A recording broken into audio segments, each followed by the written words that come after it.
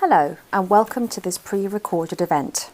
Over the next 15 minutes, I will talk through an introduction to online remote delivery for GCSE and A level. The content we are going to be discussing today is just a guide, and it may be that you approach online teaching differently. The focus here is on general ideas and principles which can hopefully be applied to all GCSEs and A levels. The presentation has links within the texts, and these were all correct at the time of recording. You can access these links via the event description on our website. In today's session, we are going to go through a number of things.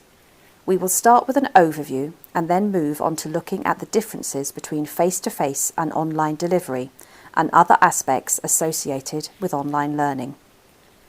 We will then move on to tools which could be useful to support this and end with outlining some key next steps. As I have already mentioned, this guidance applies to both GCSE and A level for all subjects and areas of content. It is designed to give you some ideas and hints on how to start delivering materials online and to help you adapt lessons and materials you currently have. This training is in response to the current situation, which requires a changing mode of delivery to ensure continuity for you and your students. We will now look at the other pre-recorded training which is coming online from Pearson in the near future. There are 2 more courses planned to look at Planning and Teaching Online and Support for Students Studying Online. Once these are recorded and ready, they will be placed on the website for you to listen to in your own time. We will now move on to the differences between face-to-face and online delivery. As we transition from the physical to an online classroom, it is crucial to recognise how various components differ. Understanding these differences is key to being able to plan effective online delivery. For instance, planning a lesson for face-to-face delivery is obviously very different to online delivery because in a physical classroom, a teacher is managing the pace of delivery and delivering the content. It's like a live performance where students who attend the class can benefit from this. If your lesson is usually an hour long, then you might schedule a 10-minute icebreaker or a discussion midway through to break up the time into manageable chunks. When you compare this with an online classroom, the role of a teacher is to facilitate. What that means is you need to get your students to do some preparation before joining the session by doing things like reading an article or watching a video which you have identified. When your students log in to the live session, the conversation would begin by looking at what they have understood or what was difficult to understand. Communication in an online environment helps students to feel that they are part of a virtual community. Some students are dependent on the classroom environment to make social connections and build relationships with peers, teachers and support staff. It is important to ensure that these relationships are managed online too, through written and verbal communication. We know that most communication is non-verbal, and in a physical classroom it is much easier to see if a student is not feeling well or wants to say something, so giving students opportunities to express themselves and communicate is crucial. Written communication becomes even more important, and thinking about not only what you say but how you say it can make a huge difference. You could record audio messages using a tool called Online Voice Recorder, which is free and very easy to use. The student's role in the 2 environments does differ. Mainly in an online environment, students need to be more proactive in reaching out, asking for help and contacting you as a teacher or their peers for support. They need to recognise that in an online environment, it is difficult for anyone to find out what help they need if they do not communicate. They can do so using different methods, such as virtual one-to-ones, live sessions or email and chat. We will discuss more strategies to support students in a later pre-recorded event. Now let's look at the 4 key roles of an online teacher discussed by Zane Berg's article, Facilitating Computer Conferencing, Recommendations from the Field. This has been one of the most cited articles, and whilst further research has been conducted, it is useful to consider this article as a starting point and to understand the 4 roles. These are pedagogical, social, managerial and technical. The first role we are going to discuss is the pedagogical role. This role is about a teacher's involvement as a moderator or facilitator of online discussions, which focuses on energy on critical concepts, principles and skills. The key considerations here are to develop questions that align with your course goals or learning objectives and help students think critically. Develop questions which allow students to personalise their learning. Explore the various ways in which you, as a teacher, can get a discussion started or to help it continue. The second role is the social role, and this is about how a teacher can foster a friendly social environment to promote learning and sharing. The key considerations here are to promote community building with you and your students and between your students by having an informal, safe space where students can interact with each other, such as an online breakout area. Define and enforce expectations for language, interactions and online interpersonal communication. Focus on encouraging student participation in this online environment. You will need to be precise and clear with your students about what type and level of participation this should be. For instance, you might want to outline what you expect them to do in a week. So, for example, you could send an announcement to say that you need them to A. Go through certain content which you have provided, B.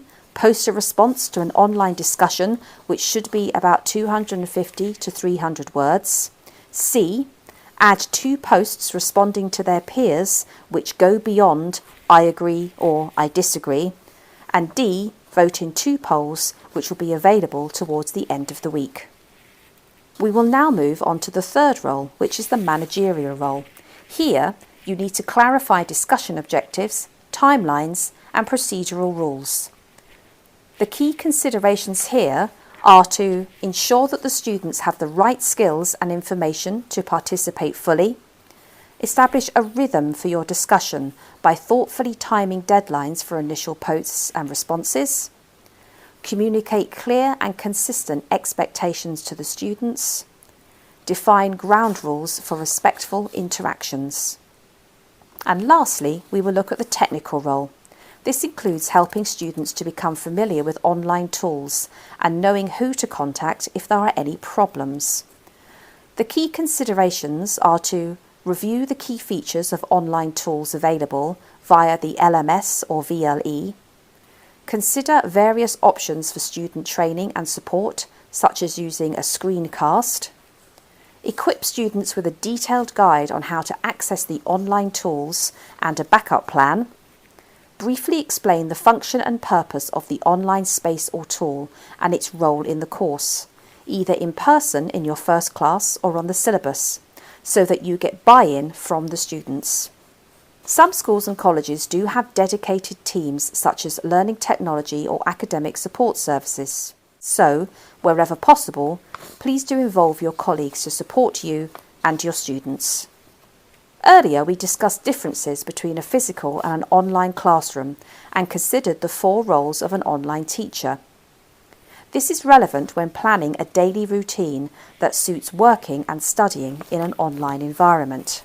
For instance, it's important to consider how you divide your time to do tasks which are a result of an online delivery, such as writing communications to students and families, creating and sharing learning resources, recording short video lessons and tutorials, reviewing student work and providing feedback, communicating individually with students in need of support, providing enrichment opportunities for students, collaborating with peers and sharing best practice, scheduling breaks at regular intervals. Now, this does sound like a lot, but you don't have to do all of the suggestions listed above. We're going to look at an example of the different types of tasks in the next slide. Here are some examples of the types of tasks you might be doing throughout the day or week. You may need to Check the days or week's schedule and run through everything you need. Allow time to teach classes and online sessions. Mark and monitor any work which you have set and manage student expectations around the feedback they will receive. Keep in touch with any students who may need extra help or assistance. Allow time to talk to students and colleagues and keep virtual office hours where you will be available for a quick chat. Plan for the next day by taking 15 minutes before you log off to make a list for the next day. Do remember to take breaks and have lunch. It is so easy to stay online all day and not take any time away from the screen. So you should make sure that there are times when you are not working and let everyone know when and how they can contact you in your working time only. We will now look at some online tools available to teachers in schools and colleges. For centres who are using LMS or VLE, such as Moodle, Blackboard or Canvas, Pearson has developed a useful resource which is a course checklist. You can see a screenshot on the screen and there is a link which you can access. When you click on the link via our website, you will be able to access resources that provide further guidance about different features and functionalities. So, if there are tools or part of a platform you have not used before, you will be able to use them effectively using the instructions and the ideas provided by the course toolkit. If you are using Microsoft Teams, there is plenty of guidance available on their website too. Similarly, if you use Google Classroom, you can find training and support on their website. For centres who do not have an LMS or a VLE, you could consider using either Teams or Google Classroom. Let's also look at some free tools in the next slide. There are a number of free tools which centres can use, especially those who do not have access to an LMS or a VLE. A number of tools are listed on the side and they include links, and these links are available in the event description on our website. The easiest ways to get materials to students would be emailing resources in different formats. Now, some of the websites here you'll be very familiar with. BBC Bitesize has just launched a new programme of lessons for students of all ages, and it is worth searching for videos and quizzes that your students may find interesting. TED Ed is TED's Youth and Education Initiative. It was launched in 2012. They produce original animated videos and provide an international platform for teachers to create their own interactive lessons. Using ready-made videos available via YouTube to support your teaching could also save time and offer students some variety. There are also a number of video conferencing platforms which you could use to conduct live sessions and record them. You can also stay in touch via social media. However, it is crucial that you take into account issues with student privacy and adhere to the safeguarding policy outlined by your institution. This is a virtual toolbox created by Pearson which maps the tools you can use for various tasks you need to complete in an online classroom. You can use it as a cheat sheet and create your own toolbox if you would like. Now that we have discussed differences between face-to-face and online delivery and reviewed the tools you could use to support it, let's look at next steps. Please remember that the most important thing is for your students to be comfortable and feel supported in an online environment. Here are some top tips to keep in mind. Aim for good, not perfect. It takes time and collaboration to develop perfect online training, time that you don't necessarily have. Think about what is the minimal viable online learning design for your students and their needs. Keep it simple. Don't try to learn and use every piece of technology or tools that you and your students have not been introduced to. Use the simplest workable tool. Focus on what really matters at this time, maintaining connection and engagement as a group. The priority is not just about getting content online. Consider student practicalities and their emotional well-being. Students may only have a smartphone and limited data, or even a desktop computer that they have to share with siblings. Therefore, it may not be possible for them to join a session at a specific time. They may also have less time as they may be helping to take care of sick family members. Remember that we are in a pandemic and some students will be anxious, tired and overwhelmed. Look at the situation for what it really is and think about how they can operate within it and be compassionate at the same time. Also remember to look after yourself at this difficult time. Make sure you are taking time away from work and from the computer screen to relax and recharge. There are also some resources from the Pearson website you could refer to for additional guidance. As I mentioned in the beginning, this guidance is broad and applies to different qualifications and subjects. If you would like to read the latest information from Pearson during the COVID-19 pandemic, please visit our FAQ page on our website.